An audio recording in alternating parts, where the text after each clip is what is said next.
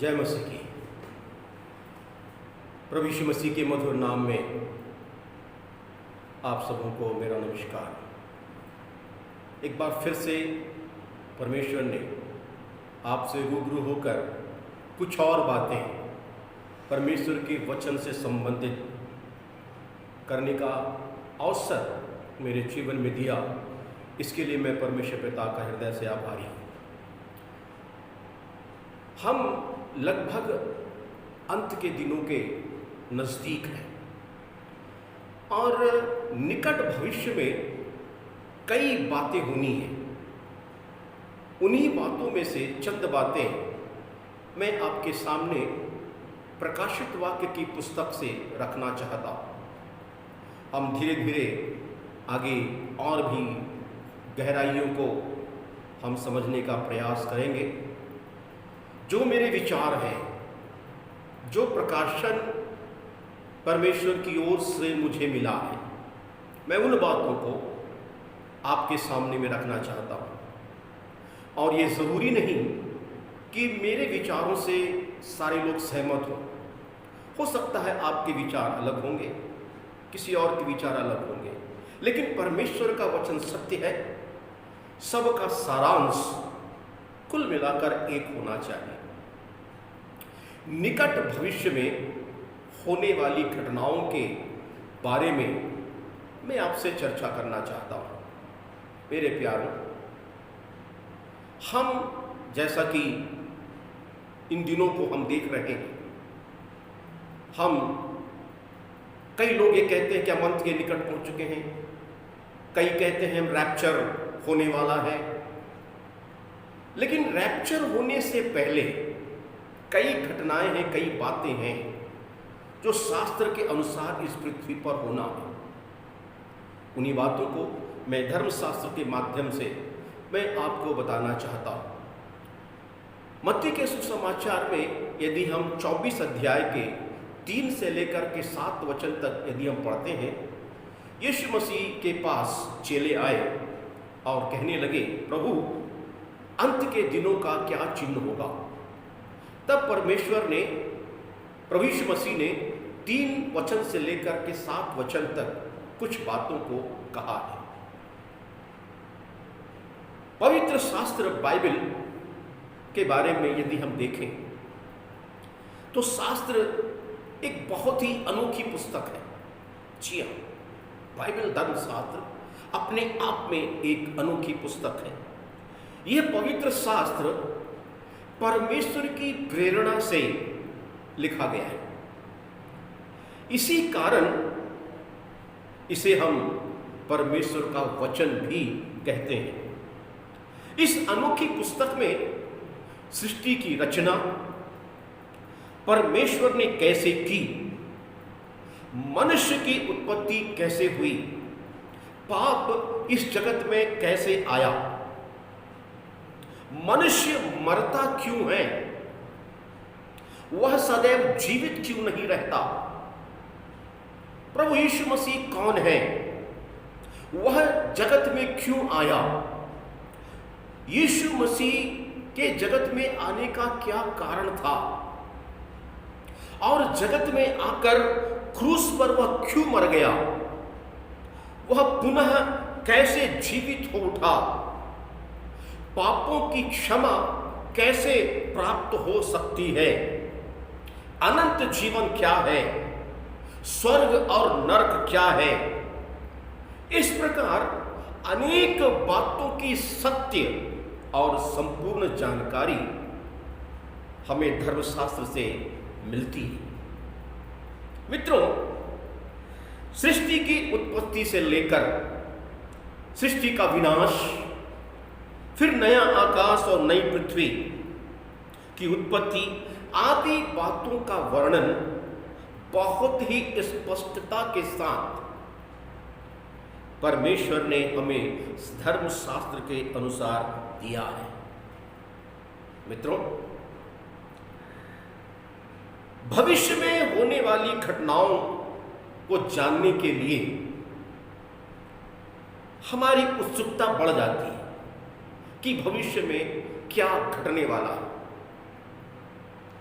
Corona virus के आने से कई लोग ये सोचे कि अब अंत आ गया है, लेकिन नहीं। एक महामारी है जो आई, कई महामारी इससे पहले आई, लेकिन परमेश्वर ने उसके बीच में रास्ता निकाला और आज लगभग हम भारत के लोग कोरोना से काफ़ी हम सुरक्षित हैं। बहुत जल्द हम भारत से कोरोना को हम आज़ाद करने पाएंगे, हम आज़ाद हो जाएंगे। लेकिन इसे जानने के लिए कि भविष्य में होने वाली घटनाएं क्या है, इसे जानने के लिए परमेश्वर का वचन ही एकमात्र आधार है। मित्रों, निकट भविष्य में संसार में कुछ घटनाएं होंगी और इन घटनाओं में सबसे महत्वपूर्ण घटना, प्रमुख घटना, बड़ी घटना, आश्चर्यकारी घटना यदि है तो वो है कलीसिया का उठा लिया जाना। इसे कहते हैं रैप्चर।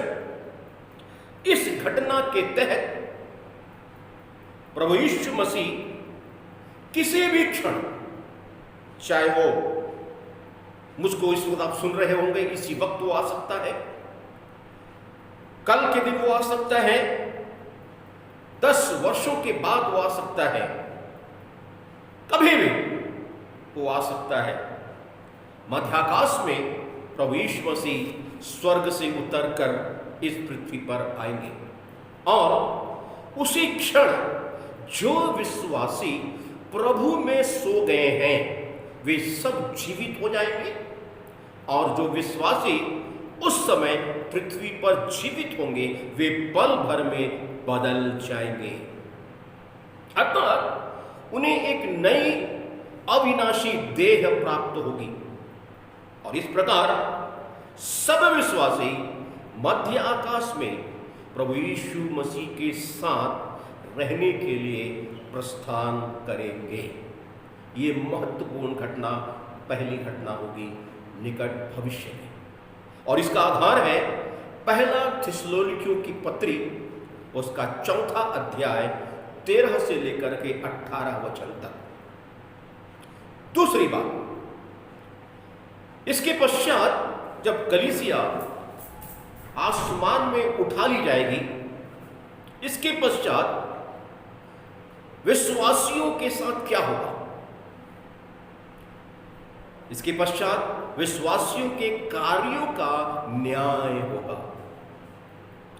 पाप का न्याय नहीं होगा, ध्यान दीजिएगा, पाप का न्याय नहीं होगा, क्योंकि जब उन्होंने पृथ्वी पर रहते हुए सच्चे हृदय से अपने पापों को मान लिया और प्रभु यीशु के बलिदान पर विश्वास करके यीशु मसीह को अपना उद्धारकर्ता स्वीकार किया, तो उन पर जो दंड की आज्ञा थी वह हमेशा के लिए प्रभु यीशु मसीह के मृत्यु के द्वारा हट गई।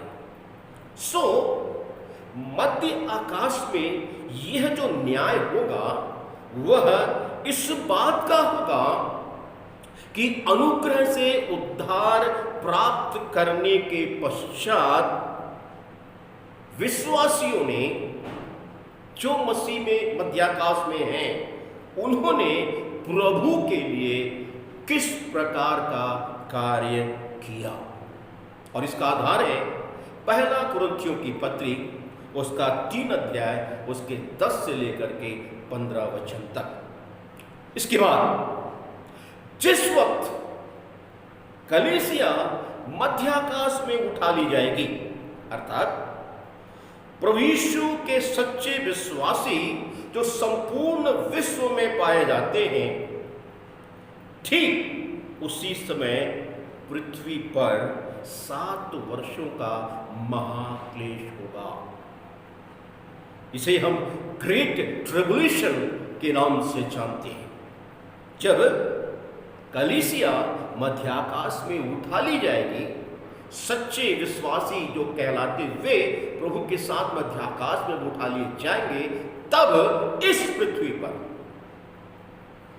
7 साल का महाक्लेश प्रारंभ होगा, जिसे हम ग्रेट ट्रिब्युलेशन के नाम से जानते हैं।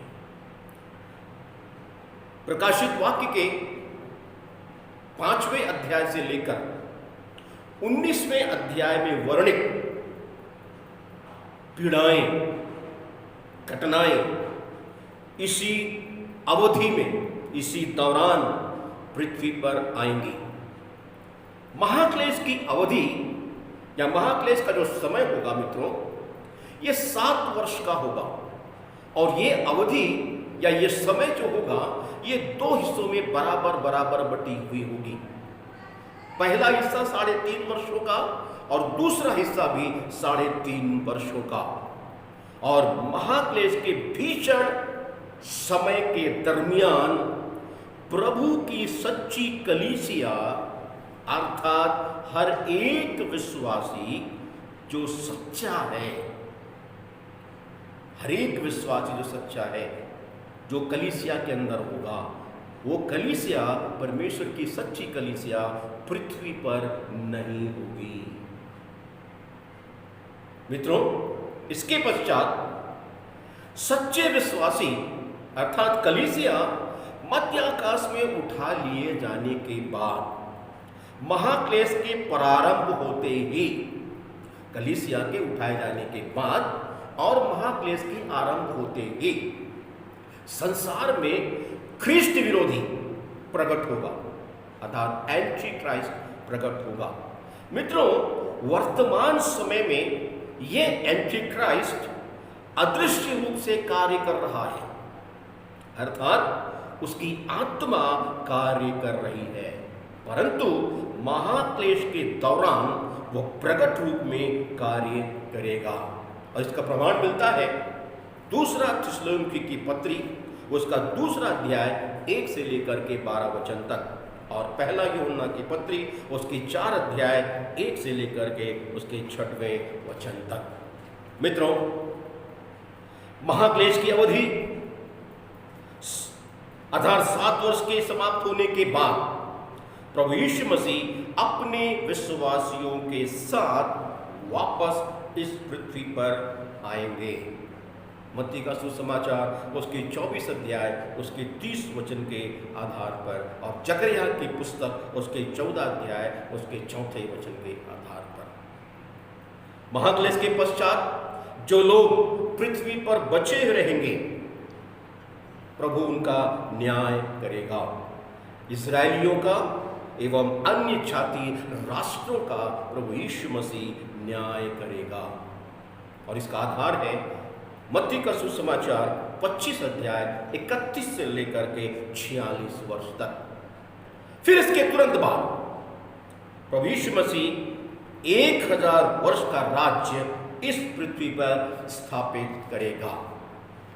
उस वक्त या उस समय शैतान 1000 वर्ष के लिए जंजीरों में बांध दिया जाएगा।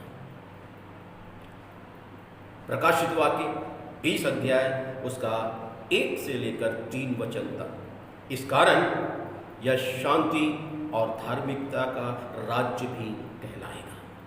नेक्स्ट, 1000 वर्षों के बाद शैतान पुनः थोड़ी देर के लिए छोड़ दिया जाएगा। वह जाति जाति के लोगों को प्रभु यीशु मसीह के व उसके लोगों के विरुद्ध युद्ध करने के लिए लोगों को उभारेगा। प्रभु यीशु मसीह शैतान को और उसके लोगों को आग और गंधक की झील में डाल देगा।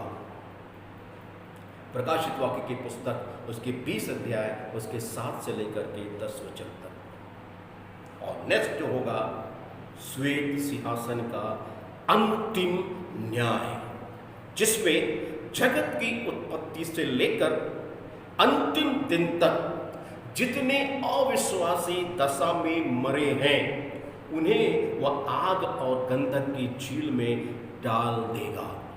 जिसका आधार है प्रकाशित वाक्य की पुस्तक, उसका 20 अध्याय 11 से लेकर के 15 वचन तक। और इसके पश्चात नई पृथ्वी नया आकाश होगा जिसमें प्रभु के लोग युगानुयुग रहेंगे।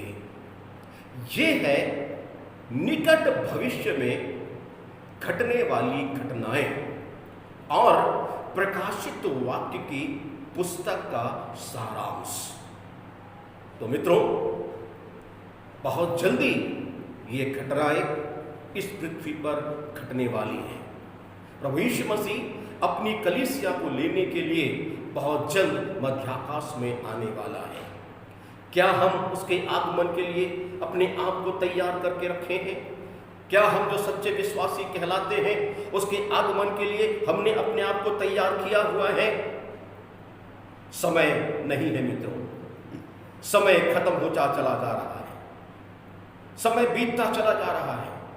अब हमें सोचने की जरूरत नहीं है, अभी हमको मन फिराने की जरूरत है। अपने पापों से, अपने अपराधों से, अपने गुनाहों से हमें मन फिराने की जरूरत है। प्रभु की ओर ताकने की जरूरत है। उसका आना बहुत निकट है। बहुत जल्द वो अपनी कलीसिया को लेने के लिए आने वाला है। क्या हम तैयार हैं? यदि हम तैयार हैं तो ये हमारे लिए धन्य आशा है कि हम उसके साथ मध्याकाश में होंगे। अन्यथा 7 साल के महाक्लेश के लिए एंटी क्राइस्ट की अधीनता में इस पृथ्वी पर छोड़ दिए जाएंगे, जो बड़ा भयानक होगा। बहुत प्रकोप का समय होगा। उसको यहोवा के संकट का दिन कहा गया है।